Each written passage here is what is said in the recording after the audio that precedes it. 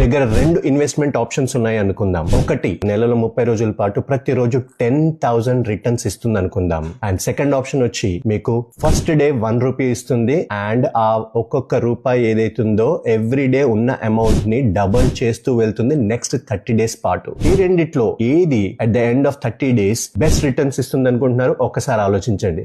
Option 1 every day 10,000 investment return కనుక మనకు వస్తే at the end of 30 days 3 lakhs వస్తే ఆప్షన్ 2 అదే ఆ 1 రూపీతో మొదలై ఎవ్రీ డే ఉన్న అమౌంట్ డబుల్ అవుతూ వెళ్తే 30 డేస్ కి ఎంత వస్తుంది అనుకుంటున్నారు? ఒకసారి క్యాల్కులేట్ చేశారా?